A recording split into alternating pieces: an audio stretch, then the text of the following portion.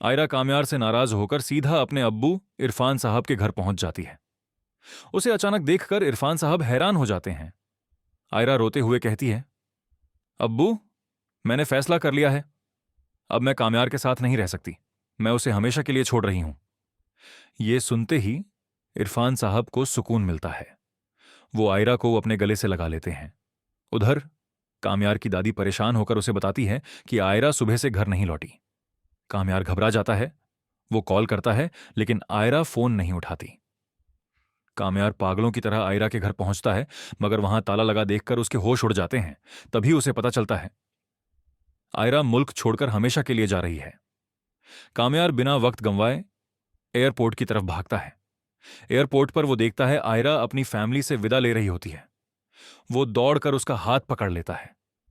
रोते हुए माफी मांगता है, आयरा, मुझसे बहुत बड़ी गलती हो गई, मुझे माफ कर दो। आयरा कुछ कहने ही वाली होती है कि अचानक चक्कर आता है और वो बेहोश होकर गिर जाती है। कामयार उसे फौरन अस्पताल ले जाता है।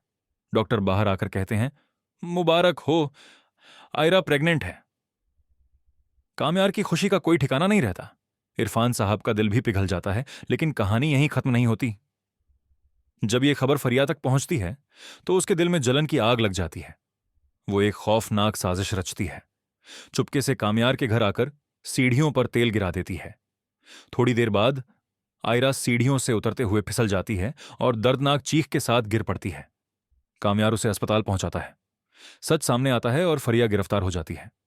डॉक्टर बताते हैं, बच्चा बिल्कुल सुरक्षित है। वक्त गुजरता है। एक दिन डिलीवरी के दौरान आयरा की हालत बिगड़ जाती है। खून की सख्त जरूरत होती है। कामयार बिना सोचे अपना खून देता है। घंटों बाद डॉक्टर मुस्कुराते हुए कहते हैं, मुबारक हो, बेटा हुआ है।